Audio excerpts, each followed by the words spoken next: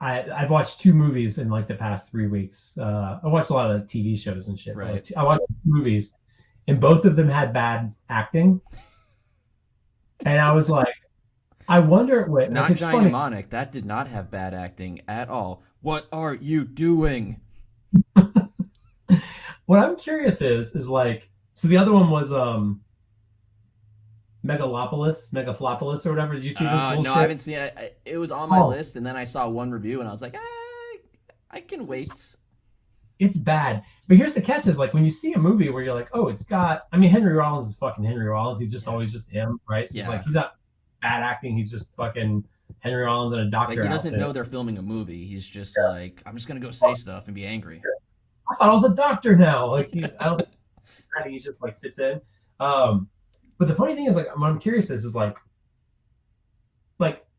Keanu knows how to act. He knew how to act then, but he didn't like it. I don't know. I don't know. I don't know. Like watching it like 20 years later, Yeah. 20 years later, 30 years later, 30 years later. 3 years later. Yeah. Like he knew how to act back then. Like, did he like? Was he trying to do something and we didn't get it? Because Well, like the alright. character feels so like it sounds like it's his first role. Or Yeah. somebody's like, oh, Keanu couldn't show up. Keanu stand-in, like, and the guy's like, I'm a Keanu stand-in. Like, you are now. You look like him. Fucking get in here and say some shit. And he's just like, like, I don't know if he was going for something or not, or the scripts. But like when I was watching whatever the fuck it's called, and like Adam Driver, there's a couple of places where like he just seemed like his acting was fucking horrible, and I'm like, he thinks the script's retarded. Uh, he's just like, I'm not even gonna bother. I'm gonna fucking try. There's places in the movie where you're like, he's not trying at all. And there's other scenes where like he's acting, he's doing his thing. That was just you being Adam Driver saying the fucking words they told you to say. Yeah. Like, at what point in time are you working on a movie where you're like, oh, this fucking sucks, but I can't get out of it now. Like, I got a contract, we got to finish this thing. Like, I'll get sued. There's penalties. Like, could you imagine that? Like, we have this luxury of like a job sucks, you can just fucking leave. Well, unless you're a founder, you just Yeah. fucking leave. Can you imagine being like, and I was like, did did Keanu Reeves hate the script? Like, is that what happened? I was like I'm watching it and I'm like, oh my God, he's Adam Drivering this motherfucker. He didn't like the script. Like, that's why he's acting poorly. Or was he going for something and we just didn't get it? I have no fucking idea. You know what I love though? So not Keanu level, but when you have a really talented actor and you can see in the movie when they realize what kind of movie it is, and Yeah. they're like, I'm gonna ham this up. So my best example of this is Stanley Tucci in The Core. The Core. I know Tucci. I don't know. The Core is so good, and it's such a terrible script, a terrible idea. It's terrible in every way, and Stanley Tucci just gives it his all. Fuck, in the pictures, he looks like he's giving it his all. Yeah. Wait, are they going to the center of the earth? Oh, you bet they are. Fuck. They How have do to. they get through all The Earth, the center of the Earth has stopped spinning, and they have to get it to spin again. that? Oh, that's nice. But all Reminds right, you- this Keanu thing is funny because when I was watching this, I was thinking, Keanu's really not doing a good job acting here. This must be a really early role, and I know he's older in this than in Bill and Ted's, but it can't be that much.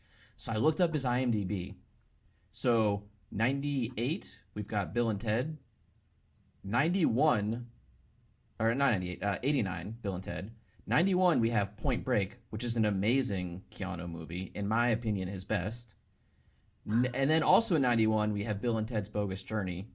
Then in 92, we have Bram Stoker's Dracula. Not a great movie, but a huge movie. Then 94, we have Speed. And then 95, Johnny Mnemonic comes out. Yeah. Like, what happened? This is like if Christian Slater did Hollow Man 2 after Heathers.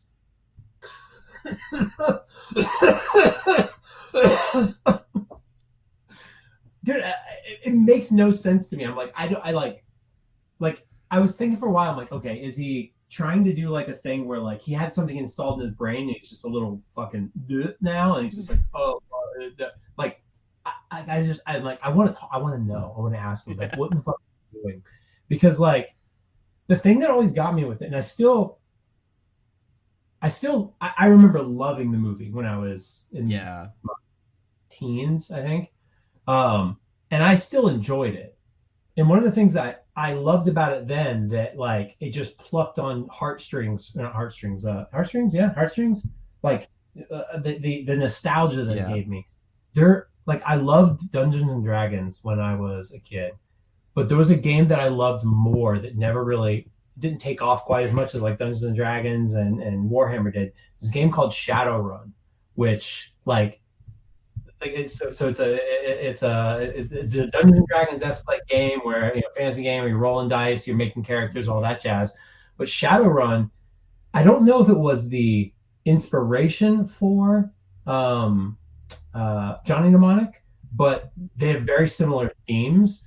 And I know that it's not like Johnny Mnemonic's not actually set in the Shadowrun story because there's like some hard differences, Yeah. but like a lot of themes that are reminiscent. And so like that's what I loved about it then. And, like as I'm watching, I'm like, oh shit, like it reminds me of playing Shadowrun. This is so much fun. And those Shadowrun video games too, they're fucking great. But I was just like, oh, maybe he's just like playing like a little like brain damage from having like, you know, not necessarily like NAS or something like that, but like, if you've got any gigs back here, like your childhood swamped, and maybe it took a little more than your childhood. Maybe it took like your ability to talk like a human. Like he's doing that good of a acting job. I or just he don't fucking get how you go from Speed to this though. I don't know. But something about this, like this is crazy to think about. 295. I'm sure there was probably somebody. I'm sure somebody wrote a paper on it then, maybe before, and that influenced it. But the thing that's wild is like watching Johnny Mnemonic, like watching so much of the shit at that point in time, talking about this point in time. Yeah. This wasn't a movie where somebody's like, in the year 2400 or like the year. What year did Johnny Mnemonic take place in? 2021. 2021, yeah. Right. This one, yeah, some crazy shit. It's like in the year 3300, the Earth's mostly sand, but like, we have scuba diving outfits and we can swim in it. Like, it wasn't some crazy shit. It's like, hey, 30 years in the future, this is what shit's gonna look like. And like watching Johnny, I think if we would have rewound time and we sat down and we watched Back to the Future and Johnny Mnemonic like side by side, you'd be like, oh, we're definitely getting hoverboards before brain implants. And now you see people that are paralyzed just fucking using computers, their fucking brain. You see Elon Musk's chaos shit. Like I can't imagine. I would have considered installing that shit 3 years ago, 20 years from now, but now I'm like, there's no fucking way I'm putting any of your shit inside my body. Zero chance. But it's wild to me that like I've always been curious about this. Like I feel like so much of this stuff that like when you look at things that were showing what the future was going to look like, and now that we're in this future, a lot of it fucking hit. And there was some stuff in Johnny Mnemonic that like resonates with now, but then there's all other stuff that you're like, oh, that'll definitely happen for the brain implants that we're getting fucking. And it's like, where's my fucking hoverboard? Like, why didn't I feel like we can get there? I got a remote control car that can jump 20 feet in the air. Why can't I hover? But one thing I found interesting about this though was even though it's the future, a lot of the technology is grounded in what they had access to at the time of filming. So like that stupid virtual reality internet that looks like Lawnmower Man. And it's like, no, this is just what you could do at the time. This isn't projecting into the future. But it's also Apple Vision Pro. Yeah. Like it's like they nailed it. It's like fucking dickhead typing. Like remember the Apple Vision Pro where the guy's just like typing in his kitchen. He's like, oh, I just happened to be wearing my Apple Vision Pro while going to get some milk, and now I got to answer an email. And he's got like his windows flying around him. I'm like, that shit looks like Johnny Mnemonic. And it's just a part where he goes like this. He's got his hands up in the air. I mean, the funny thing is I feel like somebody watched Johnny Mnemonic at Apple, and they're like, we gotta fucking make Let's this. do this. And they made it. And people were like, yeah, it's like you got that HD look to it. It looks better than Johnny Mnemonic, but it's still dumb. The other thing they do too in this is so they have the internet, this virtual reality internet, and they're faxing these cryptography images to Newark. You're faxing them? Yeah. Maybe they didn't want people to intercept it. Maybe maybe they're so far in the future that like just POTS lines are like people don't even know how to like get on them anymore, tap them. But it is. I mean, maybe. I mean, it's funny because it's like the most lo-fi. It's like the least crackable, right? Like, I bet in their world, so few people use the phone system anymore because they're on that magic internet. That they're like, oh shit, people don't even know about this anymore. It's the secret way to do it. Secret way, lo-fi. Yeah, right. It's like their version of the sneaker net where you just carry something from A to B. Yeah, it's like, I mean, maybe I'm kidding here, maybe I'm not, but like, you know, I don't make my money from being a startup CEO. Actually, I'm an actual undercover spy, and the way that we transfer a lot, and so you don't know if I'm telling the truth about this or not, or fucking around, but maybe I am, maybe I'm not, but like we don't email each other shit.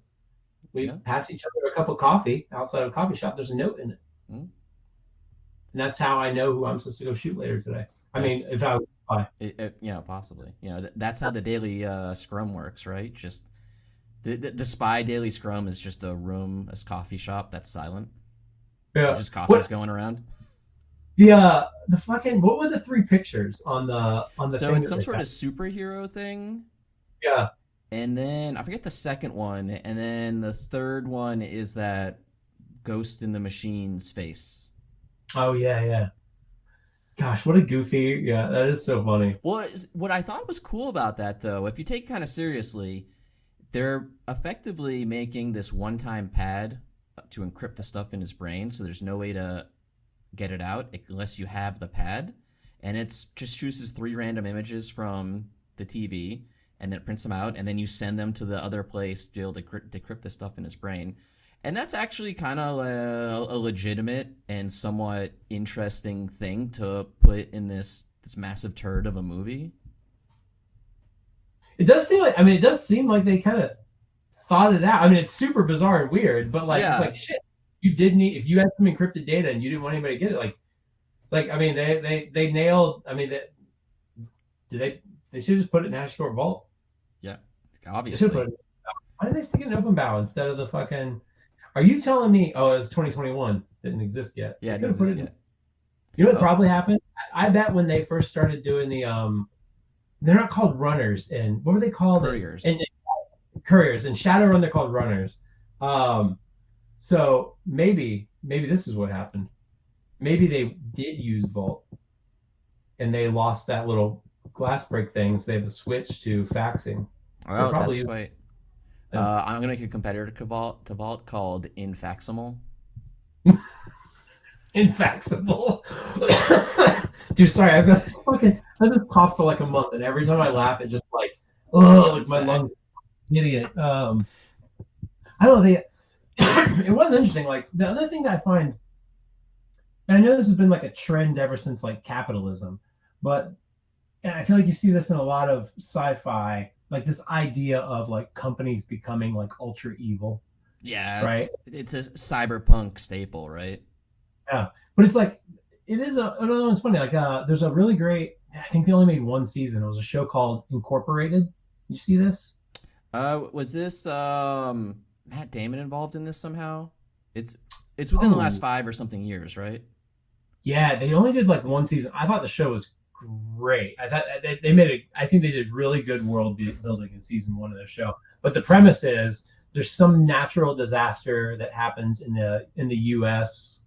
and it's so big that FEMA can't handle it, and so corporations step in to like help like recover like the areas. And as a part of this stuff going on, like it just kind of becomes a capitalistic state. And so it's like, it's no longer like the governor of Arkansas that determines things. It's like it's PepsiCo owns like this part of it. And so like a lot of the corporations kind of, so it has that kind of like Shadowrun vibe to it, that this also has with like, you know, corporate control, right? And like the wild thing is like, I'm curious, like, so I feel like so much of our technology mimics like the art from like 30 years ago. And I'm like, were these people truly visionary and they saw it, or were nerds obsessed with this and did it? It's copying. And very similarly, our capitalists just like, oh, we can become like, I was just trying to sell a really nice plunger. I didn't realize I could go on to fucking fly into space and dominate the world if I did this hard enough. Were they always set out to be bad people, or did the art of like corporations convince like Bezoses and Musks of the world to be like, shit up? Or is that just what happens when you get so much money? You're just like, fuck it, I'm just gonna ruin Well, but everything. Musk and Bezos are super sci-fi nerds, so maybe they're getting richer and richer, and they're reading this, and you're like, "Yeah, you know what? This Pharmacom company's got a few good ideas. Maybe I should. How much does Newark cost?" But for someone who has never seen it before, the basic plot is pretty simple. Keanu Reeves curries data in his brain, and he can only do I don't know, like half an album at a good bit rate in his brain. He's got like 90 gigs or something. He can barely transfer a rip, but like a Blu-ray rip of a season of a show. Dude, he can't even put the photos of my kids in his brain. Yeah, exactly. And he's lost some of his memory in order to do this, and he's trying to get it back. And it's he's got one more job, and that one more job will be enough money to get his memories back. Which I don't know why he wants his memories back. Whatever. And it's 2021, which I don't know if you noticed this on your first watch, but he goes to a part where there's riots and there's people. So there's people rioting 2021, and they're wearing COVID masks. And I was like, ooh. Somebody knew what was gonna happen. Oh shit! Yeah. So he has this one job and he doesn't have enough memory for it, so they put way too much in his brain and he's overloading, and he's got to get it from A to B before he dies. That's the entire thing. And they get the Pharmacom dudes. What I love about the Pharmacom dudes, like when he first meets him, is like, I'm curious how many people are couriers.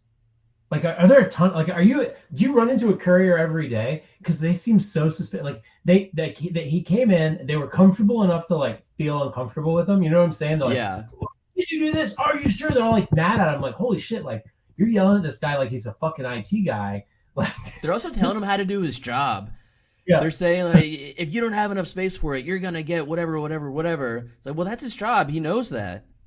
Yeah, but like that means like well, maybe they just did their due diligence and they're like, well, I'm going to hop on Wikipedia and be like, what can go wrong with using a courier? And it's like, important to know. Couriers can only hold so much.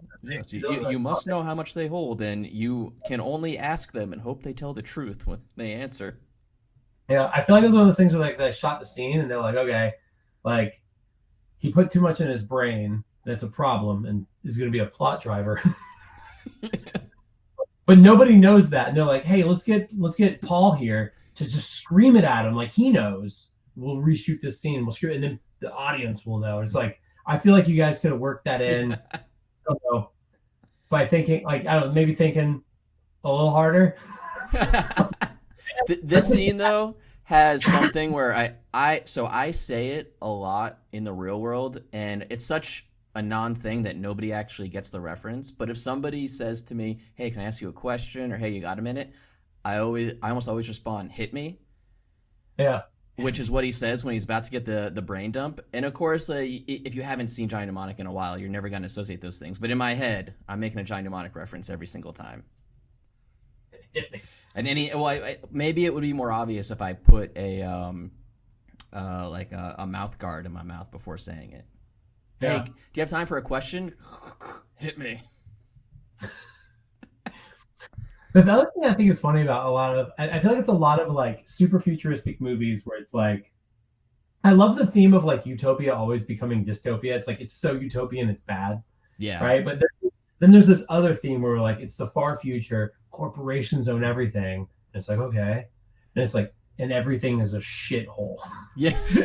Like, Henry Rollins is just like, he's like, yeah, I'll hack you up here in my old shed. I love they call him a flesh doctor. Yeah, it's just like there's like zero like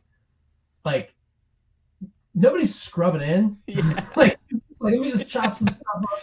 There's latex, but no latex gloves in this movie. Like, how are people dying from NAS instead of dying from a staph infection? Like, how do they even like? I would be like, oh, I'm dying from NAS. This is great. My flesh didn't rot off. Right. Like, you installed this weird thing just kind of like in the backseat of a car. Like. And all right, and so NASA's nerve attenuation syndrome or something, and people just get the shakes and pass out when it hits them. And there's some underlying idea here that technology is what causes NAS, but then it's implied that this whole information in his head is the cure to NAS, so it's not technology, or the cure is a brain condom or something like that. And it's a big cure. I was like, how, I don't know. Hop on like archive. Like, what is the biggest PDF they've got? Like, what is in that data? Is Yeah, it like it's 320 gigs. Yeah. And the people who smuggled it out, which we don't know why they smuggled it out, I guess they're just good people. They couldn't have just gotten the smaller directory or something. Yeah. Just like a picture of the molecule. Yeah. just I've been to chemistry class. All of chemistry fits in a book that's pretty thick and sucks to carry around, but it's not 320 gigs. 320 gigs. Oh my gosh. All right, and so during this brain transfer, Yakuza show up, who are maybe Pharmacom. I didn't actually get the connection between, and they kill everyone and they steal half of his one-time pad. Yeah, my assumption was that maybe, was it? I don't know. What was their motive? Like, are they just street samurais that were hired by Pharmacom? Or are they like, oh, we know that this was exported because there was a leak, and we actually want it to make some money? So I mean, that's a very gangster thing to do. Yeah, the main baddie here is, I don't know what his name is, but I call him Fingernail. And he's got this fingernail that comes off, and it's a cool lightsaber garrote. Filament whip. Yeah. I think that's what they call it. Monofilament. It's a single. It's as thick as like a single. What is it? Electron. I forget what they say. It's something ridiculous like that. Yeah. And it glows. It looks cool.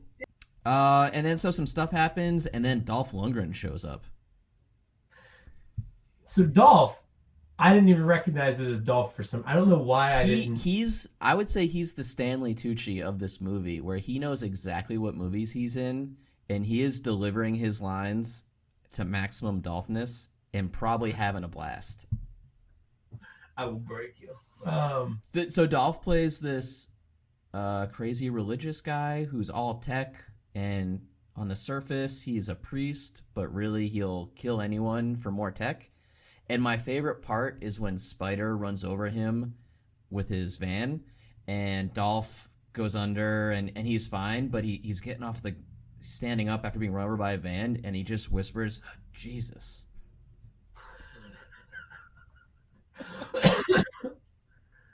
Oh my God. It's so funny. Like, looking at the fucking images, like, I didn't even realize that was him. I mean, it's not. I'm looking at pictures of it right now. I can see it. I can see Dolph Lundgren. It's not like they did an amazing makeup job. No, not at all. Oh, to me, his voice really gives him away. Oh my God. Was he He-Man too? Was he He-Man? I think he was That sounds right.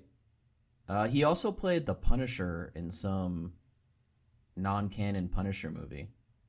Yeah, it was funny. I remember as soon as I saw Henry Rollins, I was like, Henry Rollins. Like, it just I didn't realize that was Dolph Lundgren until I'm staring at this fucking photo. But it's so funny because it just looks like him, but also it doesn't look like him at the same time.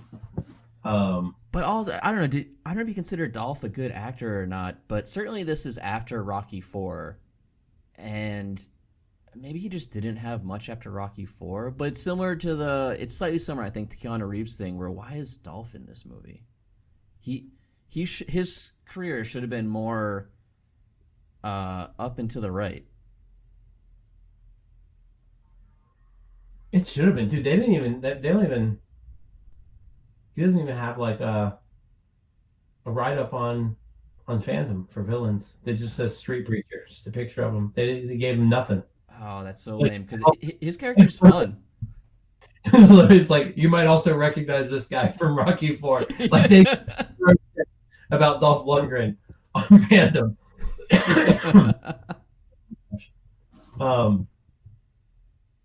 It's funny. What's really funny is the ad I'm getting. That's a weird ad. Ugh. Yeah, it's trying to figure out what that is. I don't even know. A GoDaddy, a toothbrush ad, and I think a men's underwear ad. They really nailed me. Well, the GoDaddy one's a little desperate. Who actually uses GoDaddy? I don't know, dude. Well, you know what? A lot of people do, unfortunately. I know. We are we allowed to talk about technology shit at all? Or no? Sure. Oh, yeah. I'm like, oh, what the fuck does GoDaddy do? Like, what the fuck does GoDaddy do? Like, I don't like. They do a lot. They actually, I mean, like the amount of products they have is wild. But I am always blown away by like when we have customers show up and they're like starting to like adopt AWS or they're doing whatever they're doing when they start using our product and they're like, "Do you guys have a GoDaddy integration for our DNS?" Like, no. Like, I mean, you can do it if you want, but like, dude, what are you doing? Like, you're like, I gotta run some Bedrock models on AWS, and like, cool, you use route, like, why don't you try fucking Route 53? Yeah. While you're here, and they're like, it's all there. People are just like, I'm afraid to move my DNS records. I'm like, I know we always blame things on DNS, but like, come on. Like, yeah. I like the number of people that have their domain names at like Squarespace and GoDaddy that we, interact with as customers. I'm just like, what the fuck are you doing? Remember all this when Jack Welch from GE was when the management craze, and part of his thing was we're only gonna be in segments where we're the number 1 or 2 in that segment. Mm-hmm. And I guess GoDaddy thought, what if we were the opposite? What if we're the last in every segment we're in, and we'll just get into a lot of segments? Dude, I can't imagine. Like, there's like static site builder stuff that they do. I right? know. Like, it's like web hosting, and I'm just like, I can't imagine being like, like what does their growth look like? I would love to know what their growth looks like with like the web flows and the Squarespace. Are they public? Are they public? Let's see. Oh, they should buy. They are public. According to their Wikipedia page, as of 2023, all of their numbers are green and up. Their revenue is $4.25 billion. What are people doing there? Like, what are who this? Okay, there's like, I mean, it's just got to be small businesses that like. How is that the top search result? I mean, maybe it's just the ads.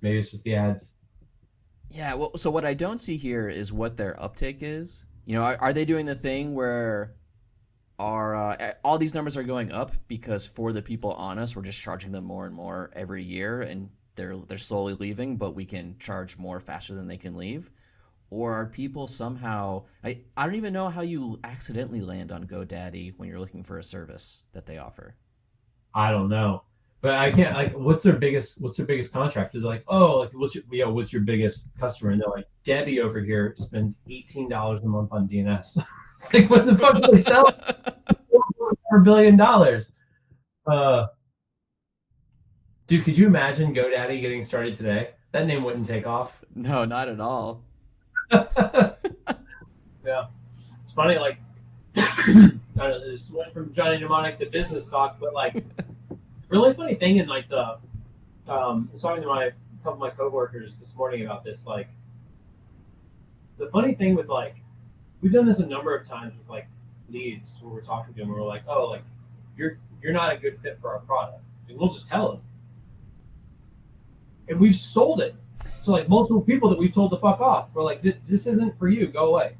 And they're like, oh, we appreciate that you're so honest about it. Like, why doesn't it work for us? And it's like, well, because you're in the fucking Stone Age, right? Like, I mean, I think, You're using GoDaddy.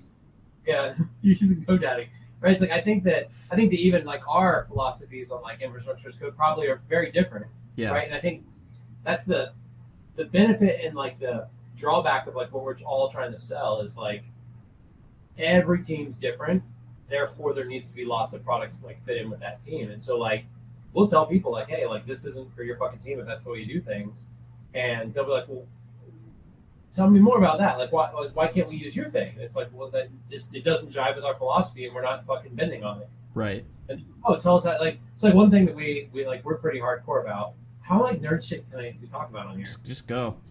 I'll go for it. So like our RBAC is at the project level. Okay. And that's it. And so people are like, and so environments are like sub things of projects in Master. And so people be like, oh, I don't want my devs to change prod. And it's like, fuck off. Fuck right off. Go buy a different product. I don't give a shit. Yeah. It's like, whoa, like you think devs should change prod? And it's like, you're literally running their code, dickhead. Their code is prod. Their code is fucking. You don't trust them to change a fucking SQS.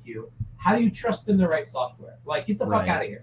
We're not going to let people say, oh, this environment only these people can do it. It's like, dude, if you're building it and running it, it is you owning the entire software development lifecycle. And we're going to enforce that on you by saying, if you own a project, you own the fucking project. And if you don't want somebody to change it, take them off the fucking project. That's interesting. Like, oh.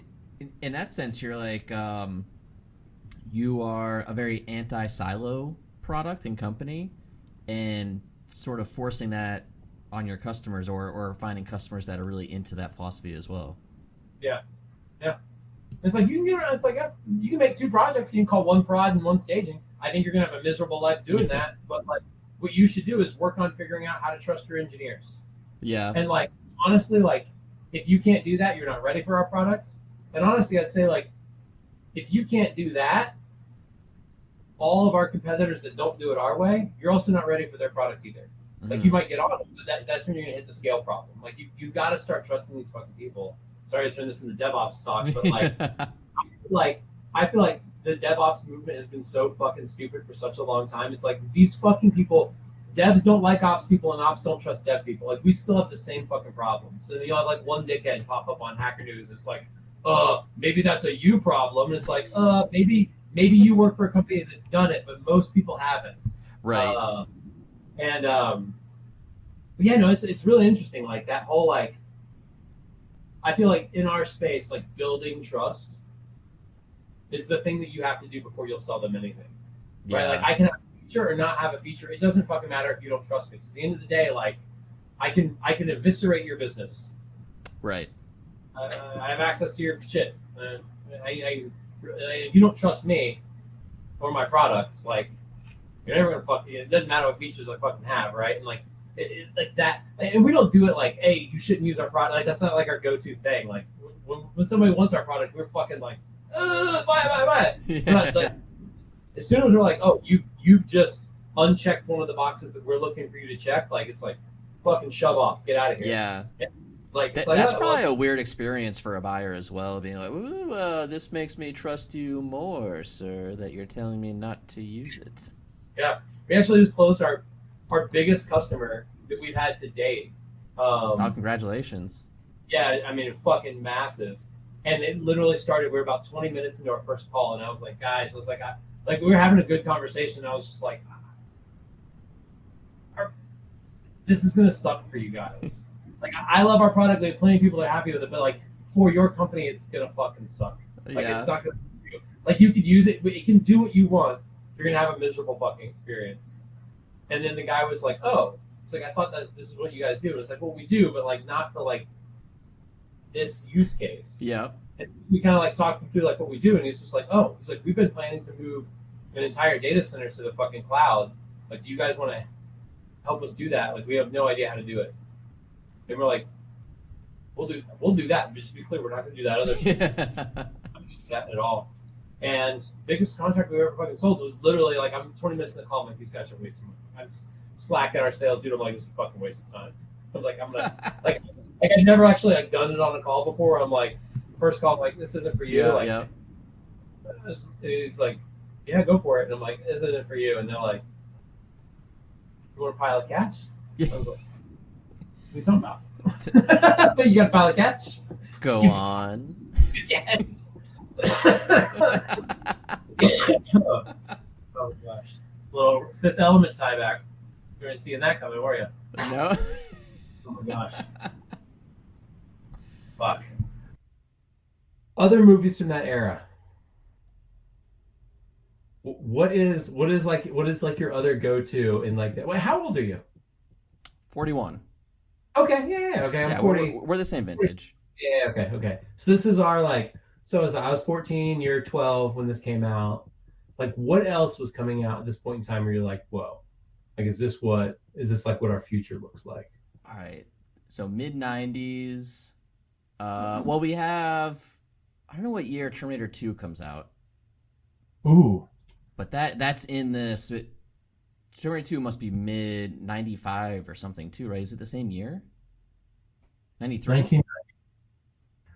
You know, you'd think the most important part of the 1991. Oh, was that already? Terminator 2 is 91? Yeah. Wow. All right, hold on. Terminator 2 comes out in 91, and that movie, for the most part, still holds up really well for production value and effects and everything. Johnny Mnemonic comes out 4 years later, and it looks worse than an X-Files episode. It's like that time, that era, like the 90s movies, I think some of the ones that I loved at that point in time was obviously Total Recall, I think was so good. Gem. But like I think Total Recall's up there. But two of my other favorites from that time are, and like getting back to my wife and like not watching this shit. So like there's some backstory there. She was raised in like Waldorf schools. Like her parents are like founders of like Waldorf, which is like alternative, like kids play with sticks outside instead of doing math. She just didn't get exposed to a lot of pop culture. So there's just like a decade of movies where it's like she just never saw them. And like it's funny, like I'll try to get her, like she's very into sci-fi. She's read a ton of books like that. They didn't watch TV. She read books. She loves Dune. Like, but I'll be like, hey, this movie I loved. Like when I was in high school, like we got to watch it together again. This was Johnny Mnemonic. Like no fucking way. Starship Troopers. So good. Did you recognize Jane from Johnny Mnemonic? Holy! I'm so bad with actors' faces. Like we'll sit and watch something. I'm like, I know that guy from somewhere. Do I know him from a coffee shop or is he in another movie? Holy shit! That's Diz. Somehow she's one of these people that looks younger now than she did in Johnny Mnemonic. But yeah, she definitely shows up in a bunch of random things. I don't think she hasn't had a leading lady career, right? She's just sort of she's in a bunch of stuff, but you're like, oh, that's that person. Yeah. Oh, she was. Yeah. She was in. She's in the Saw movies. There you go. All right. But yeah, so Starship Troopers, that's actually one of the movies, one of the first movies, that and Matrix, where I was following them online as they were made. Oh, yeah. It was early. It was at that cusp where these companies started realizing they could start getting a fan base before the movie came out if they did stuff online. So yeah, I remember, and I'd read Starship Troopers, the book, before that, and was super excited about it. And of course, as a kid, I was really into computer graphics and how do they do it and all that. And that Starship Troopers in particular, with the bugs, that was a very early, lots of computer graphics movie. And it like computer graphics everywhere. So I was really excited about that, following that. But Starship Troopers, what year is that? Is that like 97? Yeah, I feel like that was. I think it was later. I remember. I think I saw it. 97. Yeah. Because I didn't see it when it came out in the theaters. I ended up seeing it on, I think, VHS. I believe I saw it on a VHS. The old VHS. At least it wasn't a Betamax. Because the first time I saw it, I remember I was at my buddy's house, so I wasn't living at home anymore. So I must have been in college or getting ready to start college. Yeah, late 90s, 97. Gosh, I can't believe it's the same lady. That's so funny. She's not been in she's been in a bunch of random ass other shit, and then she's just like, yo, like, dude, she was so close to. She could have been like Yeah. she could have been. You could have been in Speed 2. Oh, Like absolutely. close. Um, But it's funny. So you bring up Total Recall and Starship Troopers, same director. was it? Yeah, Paul Verhoeven. What else has he done? He did call back to an earlier joke in this episode, but he did the first Hollow Man, Showgirls, Damn, dude, and you got Basic like Instinct. how many gigs of trivia do you have in that noggin, man? Well, I can't remember my childhood at all, so But I downloaded IMDb. the important stuff, right? Yeah. So two movies. So a movie. Oh, yeah, RoboCop as well. Oh my God, RoboCop. Yeah, Paul Verhoeven. All right, so Paul Verhoeven has done a bunch of movies that I think you and I both love. Yeah. Gosh, dick shooting. So, like, of all these movies, like from this time, like there was one where it's like where you see the technology and like it happens or it's close, right? Like we see. I feel there was a ton of movies where people had like little computer units or whatever, right? Yeah. Um, I don't know if hackers lived up to if hackers lived up, but the one that I was always like, I don't know. We didn't get the technology.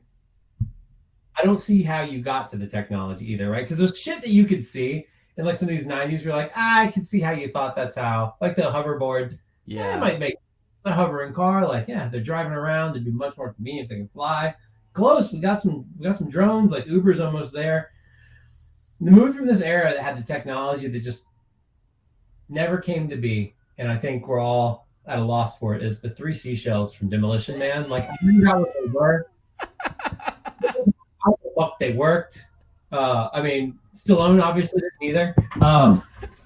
Right? But like, talk about the technology we need, right? Like, why didn't we get three seashells? Well, I mean, that's a really good point because talk about an area that has had no innovation in hundreds of years. We're using paper. We're using paper.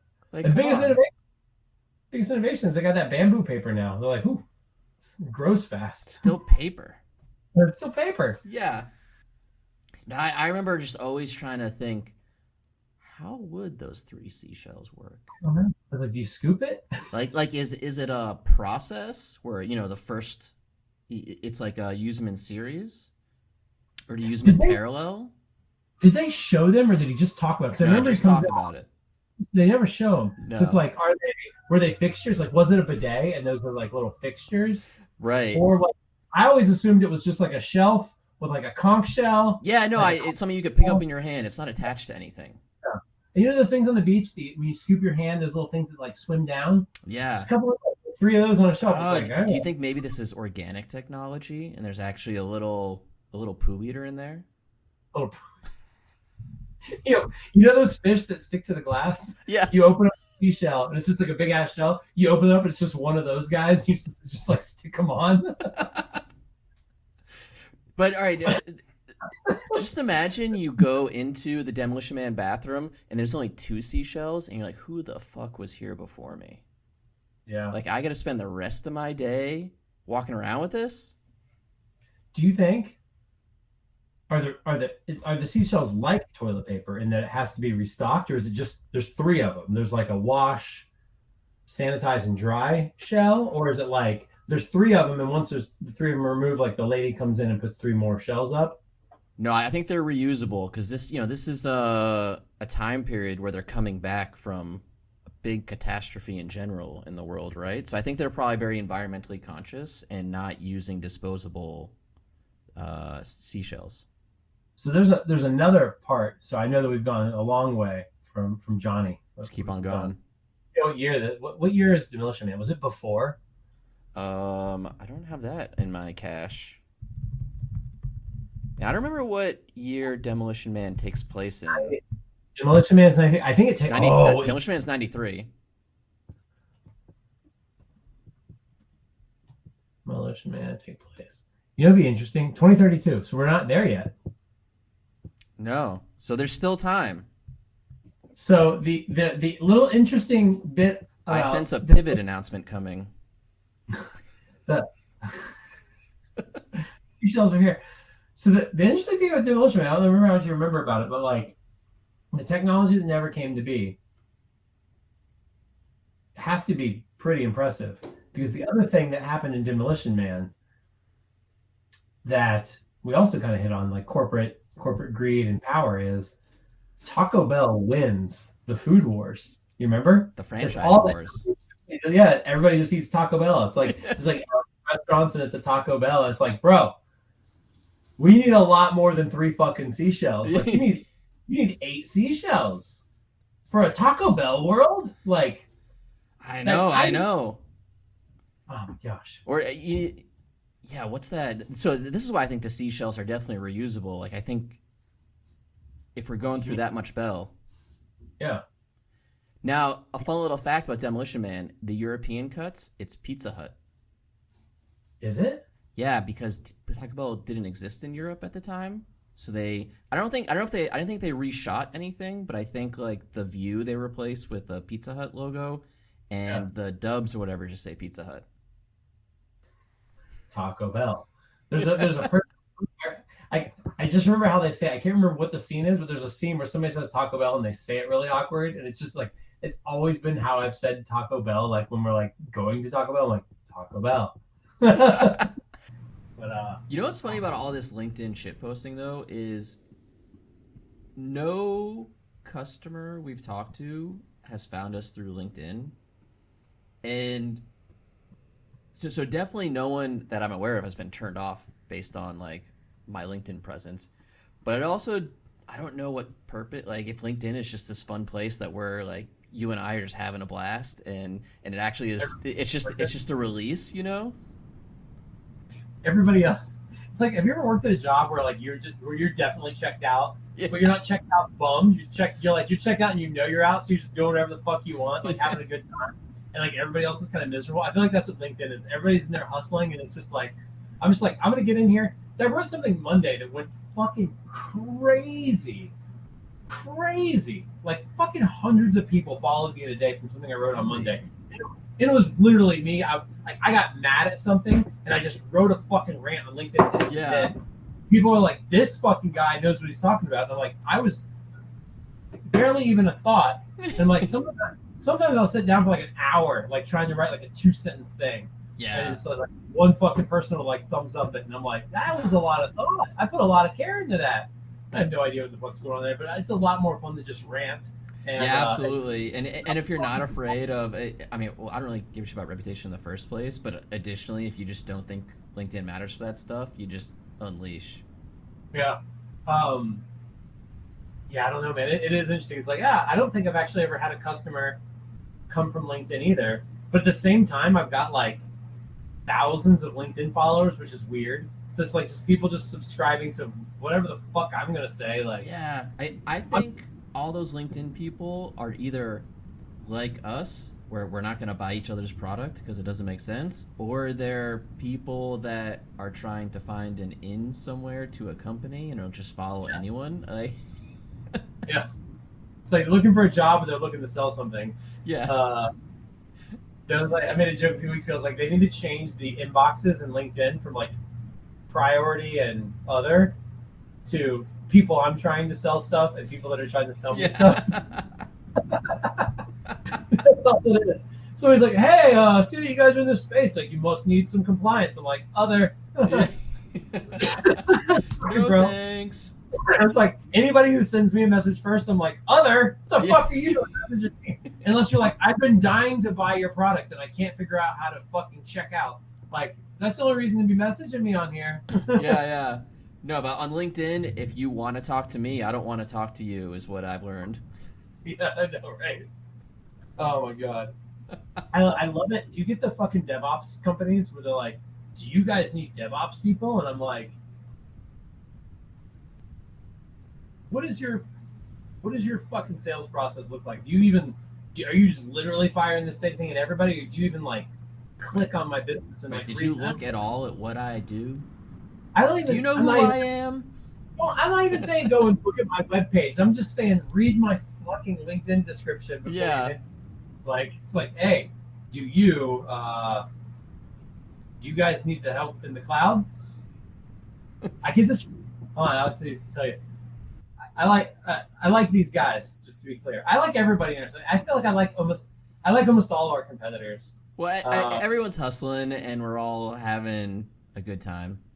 I feel like you got to manage the network because at some point in time, some of us are going to need to exit and sell to each other. So it's like you might as well have a relationship. Sorry if my VC's listening to this. So we're not planning on exit and selling anybody anytime soon. Chill the fuck out.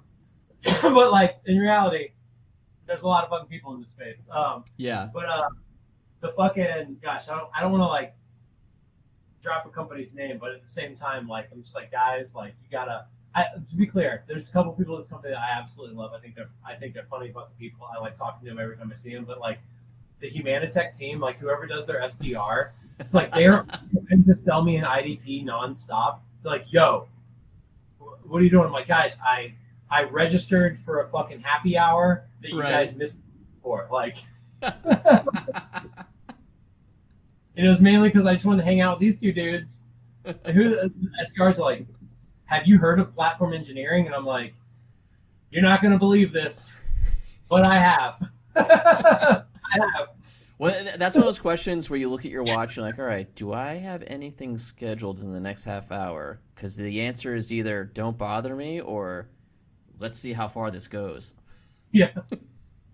Oh, man. I actually showed up to – did you get caught up in this bullshit where people would, like, add stuff randomly to your calendar that you didn't know? Oh, yeah.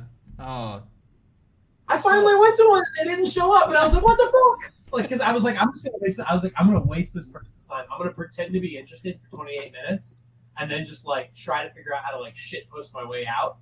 Just like pretend like something like shake my monitor and pretend like my roof collapsed or something. Like my goal is to with these people, and like I wanted them to leave this meeting with like, you guys would not believe the meeting I was just in. What's the goal? They didn't fucking show up with some asshole from Dell, and I'm like. It's probably because I added Michael Dell to the fucking invite. I think I got the email address. I'm like, let's put this dickhead on here and see if he shows up. But I do take some of it. We get more and more just these spammy, do you need DevOps engineers? Do you need this? Do you need me to double your traffic, whatever? And I sort of use that, the frequency of getting those as a metric to how good our SEO is. Oh, that's actually good. I must be crushing it. Yeah. Oh, these people want to sell me shit I don't need. Well, there's more of them this week. That's nice. Your KPI, fucking inbound useless LinkedIn sales. Yeah. It's like you've moved into a new house when you get your first piece of junk mail for you, not the previous owner. I'm still getting them for the previous owner. I've been here for 16 years. I felt bad recently. I got one that it was like paid to the order of, and I was like, "Oh, this is a check, man." Oh. And it was like it seemed like a real check, and like how sometimes like pay to the order of, and then like it was like just fucking kidding. Yeah, it's like this is not real money. Like I feel bad, but like don't live here anymore. Like, this shit's never gonna get to this fucking guy.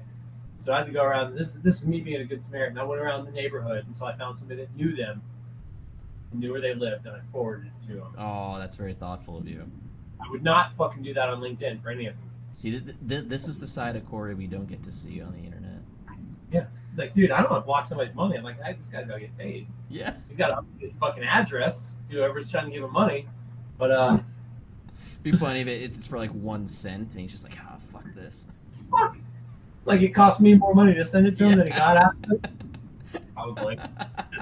Startup 101. Jesus Christ, that's cost me a shitload of money. They're not converting. Oh shit! Well, dude, I gotta bounce. I gotta go to a PTA meeting. What? So real quick, so you have the listeners know you have your own podcast, Platform Engineering, right? Yeah. So it turns out I have heard of Platform Engineering. So the Platform Engineering podcast. So it's about. Did you have a schedule, or you just drop stuff whenever you get an interesting interview? Dude, we ass backwards in this thing. So like I mentioned earlier, like I got a bunch of buddies that work in film and production and all that jazz. And so I had the idea that I wanted to do a podcast, and I was just like, I have no idea like if I'm gonna be able to get people on it. And I was like, I wanted to be about DevOps and platform engineering, and I want like real fucking stories, or like want to have like interesting fucking conversations about the shit, not just people coming in and like hawking whatever they do. Yeah. And so I'm like, okay, well, like, how do I attract people to come on this? I didn't want to start with vendors, right? And be like, oh, come on and talk about the thing that you're selling. And then, but at the same time, it's like hard to like reach out to somebody and be like, hey, you want to come and talk on my podcast that nobody's been on? So I called one of my best buds I've like known since I moved here, and I was like, hey, like, I want to like start a podcast. I don't know how to do it. Can you come over and just like record me and my co-founders just like talking about some shit? And he's like, yeah, sure. And so he comes over with like fucking like Hollywood gear, like Hollywood level gear. He brings over like grips. Like he brings up a film crew shows up. 12K cameras. Did you know they make 12K cameras? Holy, no, I did not. I knew about 8K. Dude, these things are bonkers. You could not fit one frame of that in Johnny Mnemonic's head. You couldn't. He'd be fucking, his fucking ears would pop off. So they come over and they set up all this crazy shit. And what I had done was I sat down and wrote like, I think it was like 10 topics that I personally like wanted to talk about. And so what I did was each of my co-founders, I was like, which of these areas are the most interesting to you?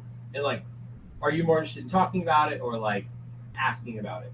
And so essentially we made 10 like staged, I don't want to say interviews. They're like interviews. It's just us talking about text, right. Us talking about driver anything. It's like semi-scripted and like here's points we want to hit, but say what you want. Yeah, so like, we wrote the questions up, but like we had no idea what the response was going to be, right? And so it's like Dave is interviewing me about like why I think DevOps is bullshit. So he had a little bit because I already written that article, but then it was like, you know, I was talking to my co-founder Chris about like platform engineering because he was not sold on the idea whatsoever when we were trying to get him to join.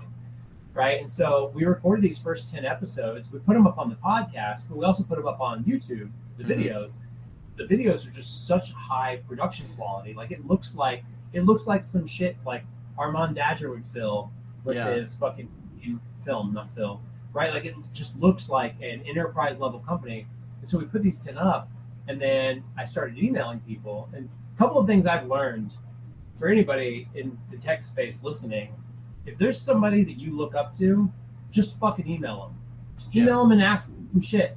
Because every single person that's been on my show so far, I've literally just emailed them out of the blue. Like our advisors, like one of our advisors is Kelsey Hightower, one of our advisors is Charity Majors.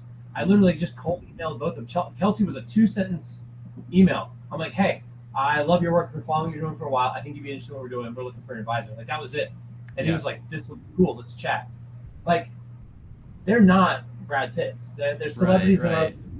It's like they're celebrities in our space, but they're still real people, like much more than... We're actually trying to get Kelsey on, but I need to find something that is not tech-related to get him just to like ramble about. Oh, he'll do it. Tech he'll adjacent. Do it. He's the best. He can get on, like we get on our fucking advisor calls and like they're normally like 30 minutes. There's so many times like a 30-minute call with him has gone on to like 2 or 3 hours. He's super fucking fun to talk to. He's awesome. Funny.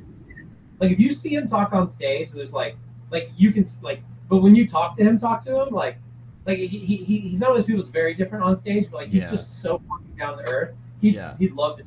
If you get a movie that he's into, I bet he'd have a fucking blast. I can introduce you to him. But like, so like the show just kind of. Like, I was able to send those videos to people because it's so hard to fucking link people to fucking Spotify. So I started the show, I'd send them the YouTube video because it was just, I'm like, I know you can see this on YouTube. I don't know if you have Spotify or Audible or whatever the fuck you have. So it was always a bitch. So I was like, oh, I'll just use these. And so then people were like, oh. And so they thought, like, the show was much, I have to assume they thought the show was much further along than it was because Mitchell Hashimoto came on, like, the 3rd episode I ever recorded. I had no idea. And to be clear, he came on the show twice. The first time I didn't record. Like I was so excited to have him on, just fucked up the recording. Like I don't know the button. Like here's all of my audio was there. None of his was. I don't know what I did.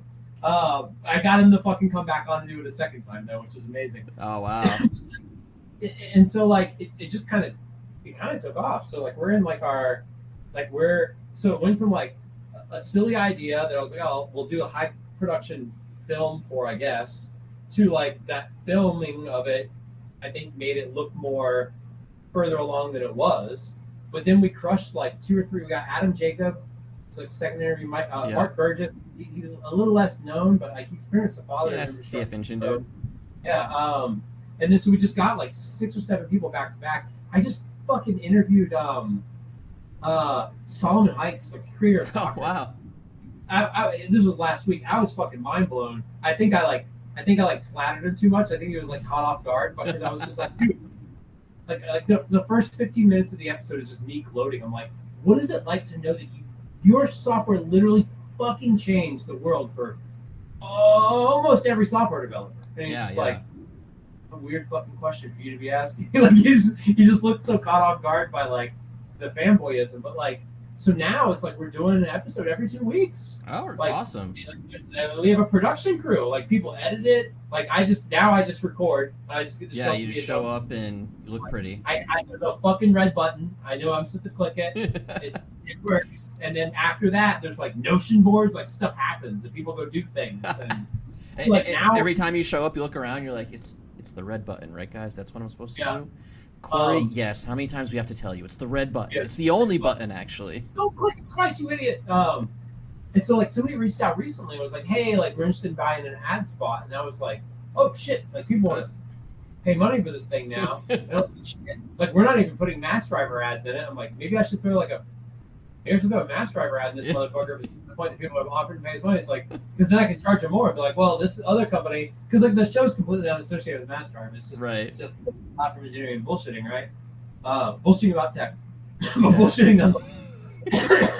Maybe I'll throw my shit in there because these people don't even know. They don't even know my fucking product exists. So, so we just did our first ads. So I'd like sit down and record like so I got like editing crew.